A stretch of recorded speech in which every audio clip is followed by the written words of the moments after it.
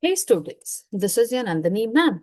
Today we are going to read chapter number 9, Biomolecules of class 11th from the book NCERT. So let's get started. There is a wide diversity in living organisms in our biosphere. Now a question that arises in our minds is, are all living organisms made of the same chemicals, that is elements and compounds? You have learned in chemistry how elemental analysis is performed. If we perform such an analysis on a plant tissue, animal tissue, or a microbial paste, we obtain a list of elements like carbon, hydrogen, oxygen, and several others and their respective content per unit mass of a living tissue. If the same analysis is performed on a piece of Earth's crust as an example of non living matter, we obtain a similar list. What are the differences between the two lists? In absolute terms, no such differences could be made out. All the elements present in a sample of Earth's crust are also present in a sample of living tissue. However, a closer examination reveals that the relative abundance of carbon and hydrogen with respect to other elements is higher in any living organism than in Earth's crust. How to analyze chemical composition? We can continue asking in the same way, what type of organic compounds are found in living organisms? How does one go about finding the answer? To get an answer, one has to perform a chemical analysis. We can take any living tissue and grind it in trichloroacetic acid using a mortar and a pestle. We obtain a thick slurry. If we were to strain this through a cheesecloth or cotton, we would obtain two fractions. One is called the filtrate, or more technically, the acid soluble pool, and the second, retentate, or the acid insoluble fraction. Scientists have found thousands of organic compounds in the acid soluble pool. In higher classes, you will learn about how to analyze a living tissue sample and identify a particular organic compound.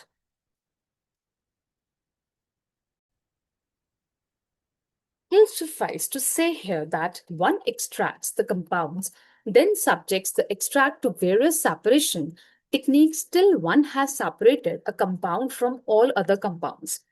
In other words, one isolates and purifies a compound. Analytical techniques, when applied to the compound, give us an idea of the molecular formula and the probable structure of the compound. All the carbon compounds that we get from living tissues can be called biomolecules.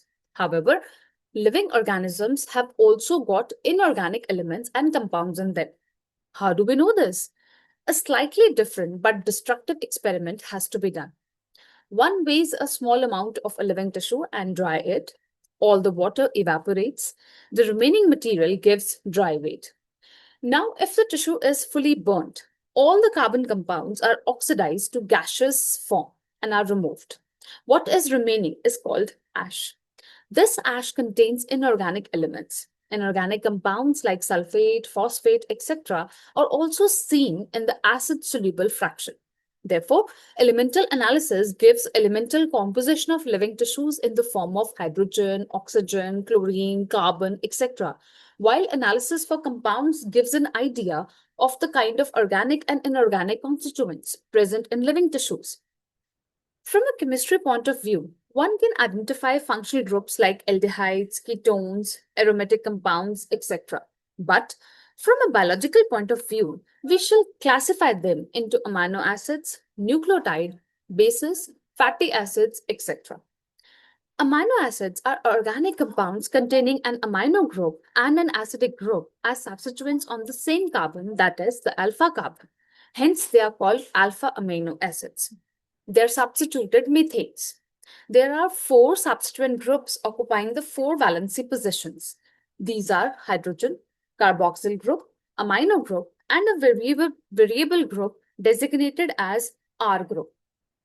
Based on the nature of R group, there are many amino acids. However, those which occur in proteins are only of 20 types.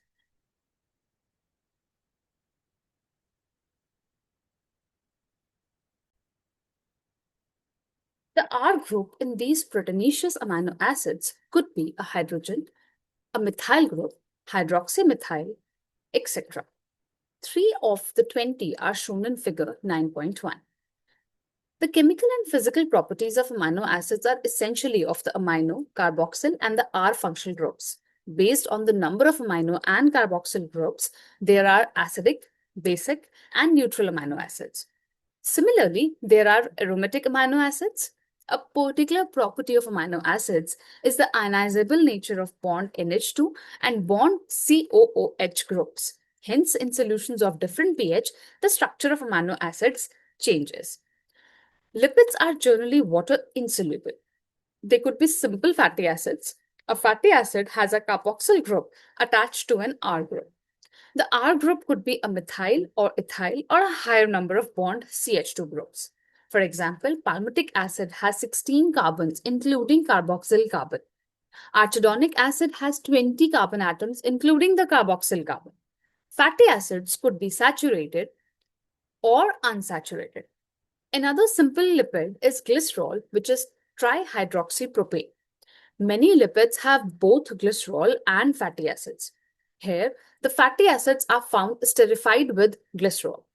They can be then monoglycerides, diglycerides, or triglycerides. These are also called fats and oils based on melting point. Oils have lower melting point and hence remain as oil in winters. Can you identify a fat from the market? Some lipids have phosphorus and a phosphorylated organic compound in them. These are phospholipids.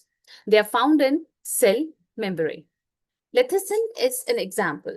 Some tissues, especially the neural tissues, have lipids with more complex structures. Living organisms have a number of carbon compounds in which heterocyclic rings can be found.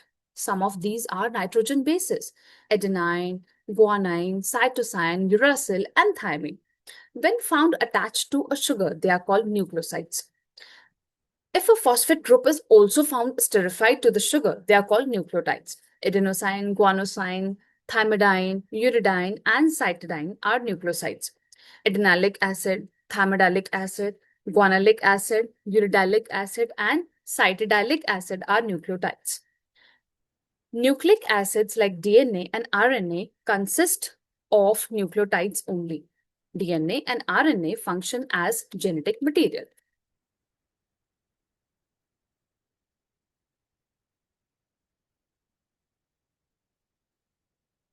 Figure 9.1, diagrammatic representation of small molecular weight organic compounds in living tissues. Primary and secondary metabolites. The most exciting aspect of chemistry deals with isolating thousands of compounds, small and big, from living organisms, determining their structure, and if possible, synthesizing them. If one were to make a list of biomolecules, such a list would have thousands of organic compounds, including amino acids, sugars, etc. For reasons that are given in section 9.10, we can call these biomolecules as metabolites. In animal tissues, one notices the presence of all such categories of compounds shown in figure 9.1. These are primary metabolites. However, when one analyzes plant, fungal, and microbial cells, one would see thousands of compounds other than these primary metabolites. For example, alkaloids, flavonoids, rubber, essential oils, antibiotics, colored pigments, scents, gums, spices. These are called secondary metabolites. While primary metabolites have identifiable functions and have known roles in normal physiological processes, we do not at the moment understand the role or functions of all the secondary metabolites in host organisms. However, many of them are useful to human welfare. Some secondary metabolites have ecological importance. In the later chapters and years, you will learn more about this. Biomacromolecules. There is one feature common to all those compounds found in the acid-soluble pool. They have molecular weights ranging from 18 to around 800 Daltons approximately. The acid-insoluble fraction has only 4 types of organic compounds, that is, proteins, nucleic acids, polysaccharides, and lipids. These classes of compounds, with the exception of lipids, have molecular weights in the range of 10,000 Daltons and above. For this very reason, biomolecules, that is, chemical compounds found in living organisms, are of 2 types. One, those which have molecular weights less than 1000 Dalton and are usually referred to as micromolecules or simply biomolecules, while those which are found in the acid insoluble fraction are called macromolecules or biomacromolecules. The molecules in the insoluble fraction, with the exception of lipids, are polymeric substances. Then why do lipids, whose molecular weights do not exceed 800 Dalton, come under acid insoluble fraction, that is, macromolecular fraction? Lipids are indeed small molecular weight compounds and are present not only as such but also arranged into structures like cell membrane and other membranes. When we grind a tissue, we are disrupting the cell structure. Cell membrane and other membranes are broken into pieces and form vesicles which are not water soluble. Therefore, these membrane fragments in the form of vesicles get separated along with the acid insoluble pool and hence in the macromolecular fraction. Lipids are not strictly macromolecules. The acid soluble pool represents roughly the cytoplasmic composition. The macromolecules from cytoplasm and organelles become the acid insoluble fraction. Together, they represent the entire chemical composition of living tissues or organisms. In summary, if we represent the chemical composition of living tissue from abundance point of view and arrange them class-wise, we observe that water is the most abundant chemical in living organisms. Proteins. Proteins are polypeptides. They are linear chains of amino acids linked by peptide bonds as shown in figure 9.3. Each protein is a polymer of amino acids. As there are 20 types of amino acids, a protein is a heteropolymer and not a homopolymer. A homopolymer has only one type of monomer repeating n number of times. This information about the amino acid content is important as later in your nutrition lessons, you will learn that certain amino acids are essential for our health and they have to be supplied through our diet. Hence, dietary proteins are the source of essential amino acids. Therefore, amino acids can be essential or non-essential. The latter are those which our body can make while we get essential amino acids through our diet or food.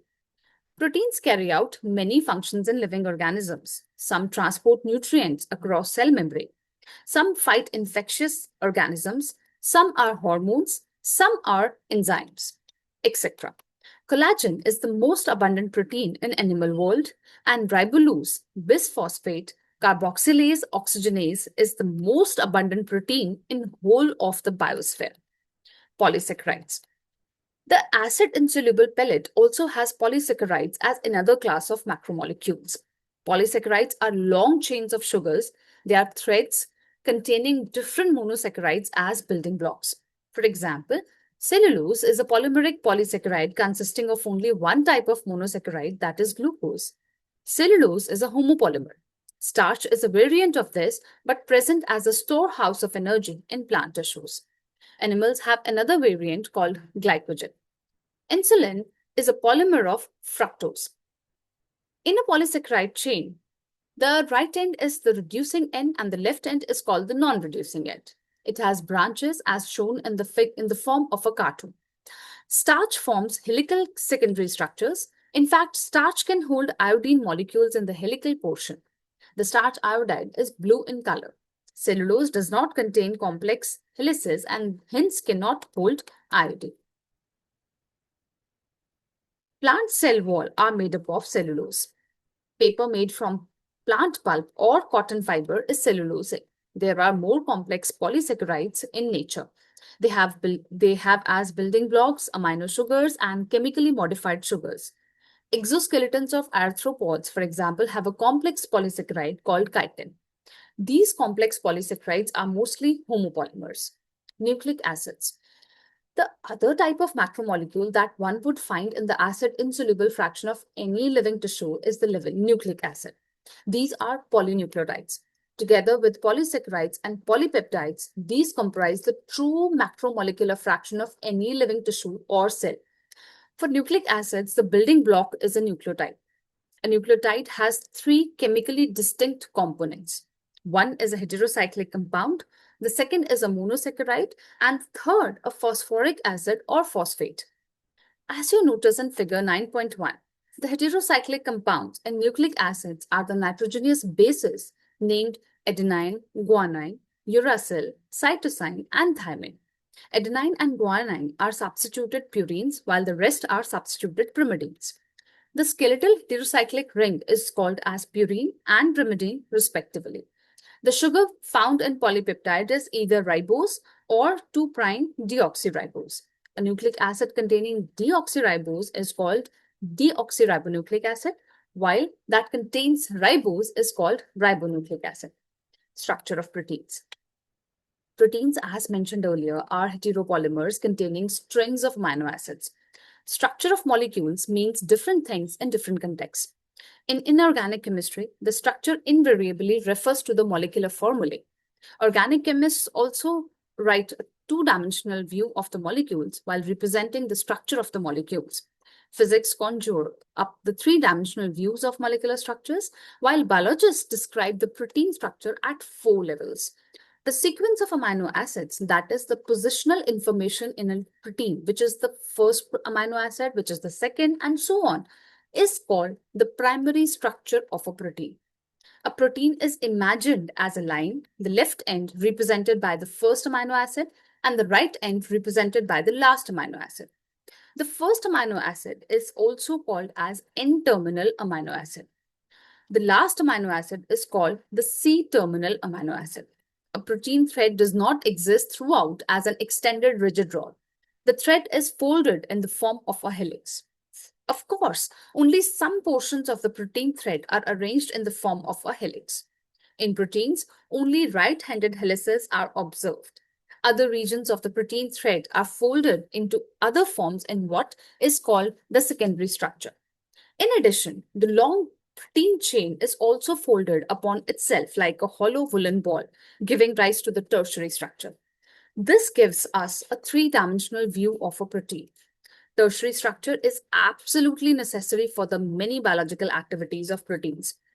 Some proteins are an assembly of more than one polypeptide or subunits. The manner in which these individual folded polypeptides or subunits are arranged with respect to each other is the architecture of a protein, otherwise called the quaternary structure of a protein. Adult human hemoglobin consists of 4 subunits. 2 of these are identical to each other. Hence, 2 subunits of alpha type and 2 subunits of beta type together constitute the human hemoglobin. Enzymes. Almost all enzymes are proteins. There are some nucleic acids that behave like enzymes. These are called ribozymes. One can depict an enzyme by a line diagram. An enzyme, like any protein, has a primary structure, that is, amino acid sequence of the protein. An enzyme, like any protein, has the secondary and the tertiary structure. When you look at a tertiary structure upon itself, the chain crisscrosses itself and hence many crevices or pockets are made. One such pocket is the active site. So, an active site of an enzyme is a pocket into which the substrate fits. Thus, enzymes, through their active site, catalyze reactions at a high rate. Enzyme catalysts differ from inorganic catalysts in many ways, but one major difference needs mention. Inorganic catalysts work efficiently at high temperatures and high pressures, while enzymes get damaged at high temperatures. However, enzymes isolated from organisms who normally live under extremely high temperatures are stable and retain their catalytic power even at high temperatures. Thermal stability is thus an important quality of such enzymes isolated from thermophilic organisms. Chemical reactions. How do we understand these enzymes? Let us first understand a chemical reaction. Chemical compounds undergo 2 types of changes. A physical change simply refers to a change in shape without breaking of bonds. This is a physical process. Another physical process is a change in state of matter, when ice melts into water or when water becomes a vapor. These are also physical forms. However, when bonds are broken and new bonds are formed during transformation, this will be called a chemical reaction. For example, barium hydroxide plus H2SO4 is going to give you BaSO4 plus 2H2O. Is an inorganic chemical reaction. Similarly, hydrolysis of starch into glucose is an organic chemical reaction. Rate of a physical or chemical process refers to the amount of product formed per unit time. It can be expressed as rate delta P over delta T. Rate can also be called velocity if the direction is specified. Rates of physical and chemical processes are influenced by temperature, among other factors. A general rule of thumb is that rate doubles or decreases by half for every 10-degree change in either direction. Catalyzed reactions proceed at rates vastly higher than that of the uncatalyzed ones. When enzyme catalyzed reactions are observed, the rate would be vastly higher than the same but uncatalyzed reaction.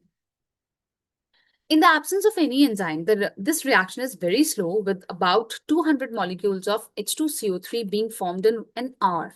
However, by using the enzyme present within the cytoplasm called carbonic anhydrase, the reaction speeds dramatically, with about 600,000 molecules being formed every second. The enzyme has accelerated the reaction rate by about 10 million times. The power of enzymes is incredibly indeed. There are thousands of types of enzyme, each catalyzing a unique chemical or metabolic reaction. A multi-step chemical reaction, when each of the step is catalyzed by the same enzyme complex or different enzymes, is called a metabolic pathway.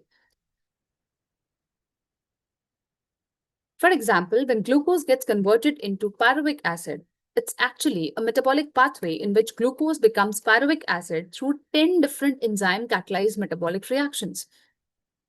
When you study respiration in chapter 12, you will study these reactions. At this stage, you should know that this very metabolic pathway with one or two additional reactions gives rise to a variety of metabolic end products. In our skeletal muscle, under anaerobic conditions, lactic acid is formed. Under normal aerobic conditions, pyruvic acid is formed. In yeast, during fermentation, the same pathway leads to the production of ethanol. Hence, in different conditions, different products are possible. How do enzymes bring about such high rates of chemical conversions? To understand this, we should study enzymes a little more.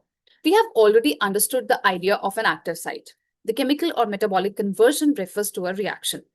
The chemical which is converted into a product is called a substrate. Hence, enzymes, that is, proteins with three-dimensional structures, including an active site, convert a substrate into a product. Symbolically, this can be depicted as follows. It is now understood that the substrate S has to bind the enzyme at its active site within a given cleft or pocket. The substrate has to diffuse towards the active site. There is thus an obligatory formation of an ES complex. E stands for enzyme. This complex formation is a transient phenomenon. During the state where substrate is bound to the enzyme active site, a new structure of the substrate called transition state structure is formed. Very soon after the expected bond breaking or making is completed, the product is released from the active site. In other words, the structure of substrate gets transformed into the structure of product. The pathway of this transformation must go through the so-called transition state structure. There could be many more altered structural states between the stable substrate and the product. Implicit in this statement is the fact that all other intermediate structural states are unstable. Stability is something related to energy status of the molecule or structure. Hence, when we look at this pictorially through a graph, it looks like something as in figure 9.4. The y-axis represents the potential energy content. The x-axis represents the progression of the structural transformation or states through the transition state. You would notice two things. The energy level difference between S and P. If P is at a lower level than S, the reaction is an exothermic reaction. One need not supply energy in order to form the product. However, whether it is an exothermic or spontaneous reaction or an endothermic or energy requiring reaction, the S has to go through a much higher energy state or transition state. The difference in the average energy content of S from that of its transition state is called the activation energy. Enzymes eventually bring down this energy barrier, making the transition of S to P more easily. Nature of enzyme action. Each enzyme has a substrate binding site in its molecule so that a highly reactive enzyme substrate complex is produced. This complex is short-lived and dissociates into its product, P, and the unchanged enzyme with an intermediate formation of the enzyme product complex. The formation of the ES complex is essential for catalysis. The catalytic cycle of an enzyme action can be described in the following steps. First, the substrate binds to the active site of the enzyme, fitting into the active site. The binding of the substrate induces the enzyme to alter its shape, fitting more tightly around the substrate. The active site of the enzyme, now in close proximity of the substrate, breaks the chemical bonds of the substrate and the new enzyme product complex is formed. The enzyme releases the products of the reaction and the free enzyme is ready to bind to another molecule of the substrate and run through the catalytic cycle once again. Factors affecting enzyme activity. The activity of an enzyme can be affected by a change in the conditions which can alter the tertiary structure of the protein. These include temperature, pH, change in substrate concentration, or binding of specific chemicals that regulate its activity. Temperature and pH. Enzymes generally function in a narrow range of temperature and pH. Each enzyme shows its highest activity at a particular temperature and pH called the optimum temperature and optimum pH. Activity declines both below and above the optimum value. Low temperature preserves the enzyme in a temporarily inactive state, whereas high temperature destroys enzymatic activity because proteins are denatured by heat. Concentration of substrate. With the increase in substrate concentration, the velocity of the enzymatic reaction rises at first. The reaction ultimately reaches a maximum velocity which is not exceeded any further rise in concentration of the substrate. This is because the enzyme molecules are fewer than the substrate molecules, and after saturation of these molecules, there are no free enzyme molecules to bind with the additional substrate molecules. The activity of an enzyme is also sensitive to the presence of a specific chemicals that bind to the enzyme. When the binding of the chemical shuts off enzyme activity, the process is called inhibition and the chemical is called inhibitor. When the inhibitor closely resembles the substrate in its molecular structure and inhibits the activity of the enzyme, it is known as competitive inhibitor. Due to its close structural similarity with the substrate, the inhibitor competes with the substrate for the substrate binding site of the enzyme. Consequently, the substrate cannot bind, and as a result, the enzyme action declines. For example, inhibition of succinic dehydrogenase by malonyl, which resembles closely with the substrate succinate in structure. Such competitive inhibitors are often used in the control of bacterial pathogens. Classification and nomenclature of enzymes. Thousands of enzymes have been discovered, isolated, and studied. Most of these enzymes have been classified into different groups based on the types of reactions they catalyze. Enzymes are divided into 6 classes, each with 4 to 13 subclasses and named accordingly by a 4-digit number. Oxidoreductases or dehydrogenases, enzymes which catalyze oxidoreduction between the two substrates. Transferases, enzymes catalyzing a transfer of a group G between a pair of the substrate S and S complement. Hydrolases, enzymes catalyzing hydrolysis of ester, ether, peptide, glycosidic, carbon-carbon, carbon halide, or carbon-nitrogen bond, phosphorus-nitrogen bonds. Lyases, enzymes that catalyze removal of groups from substrates by mechanism other than hydrolysis, leaving double bonds. Isomerases includes all the enzymes catalyzing interconversion of optical, geometric, or positional isomers. Ligases, enzymes catalyzing the linking together of two compounds.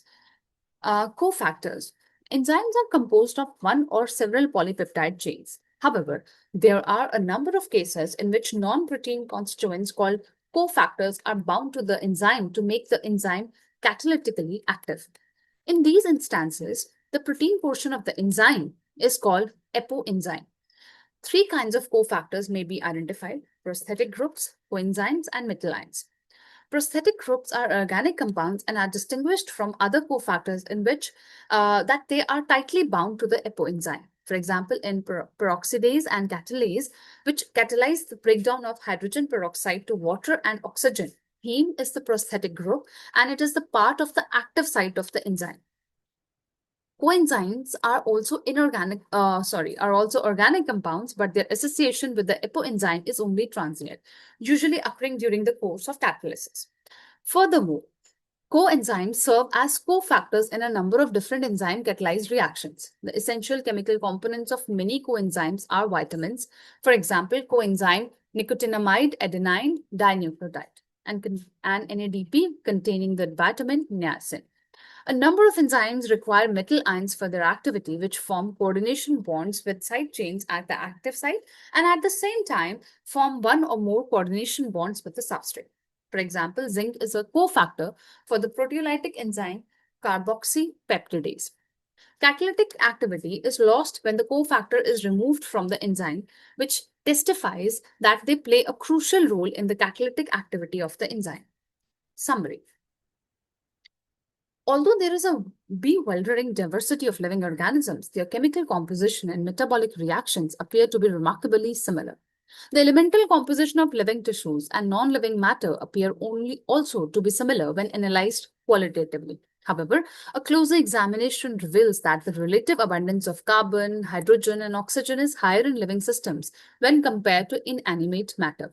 The most abundant chemical in living organisms is water. There are thousands of small molecular weight biomolecules, amino acids, monosaccharides, and disaccharide sugars, fatty acids, cholesterol, nucleotides, nucleosides, and nitrogen bases are some of the organic compounds seen in living organisms. There are 20 types of amino acids and 5 types of nucleotides. Fats and oils are glycerides, in which fatty acids are esterified to glycerol. Phospholipids contain, in addition, a phosphorylated nitrogenous compound. Only 3 types of macromolecules, that is, proteins, nucleic acids, and polysaccharides, are found in living systems. Lipids, because of their association with membranes, separate in the macromolecular fraction. Biomacromolecules are polymers. They are made up of building blocks which are different. Proteins are heteropolymers made of amino acids. Nucleic acids are composed of nucleotides. Biomacromolecules have a hierarchy of structures: primary, secondary, tertiary, and quaternary. Nucleic acids serve as genetic material. Polysaccharides are components of cell wall in plants, fungi, and also of the exoskeleton of arthropods. They also are storage forms of energy. Proteins serve a variety of cellular functions.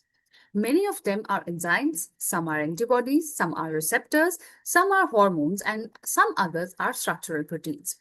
Collagen is the most abundant protein in animal world, and ribulose biphosphate, I would say bisphosphate carboxylase oxygenase, is the most abundant protein in the whole of the biosphere.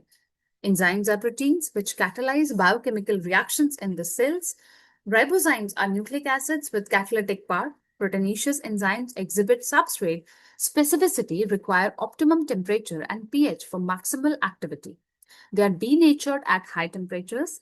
Enzymes lower activation energy of reactions and enhance greatly the rate of the reactions. Nucleic acids carry hereditary information and are passed on from parental generation to progeny. So this was our chapter. So happy listening to the chapter.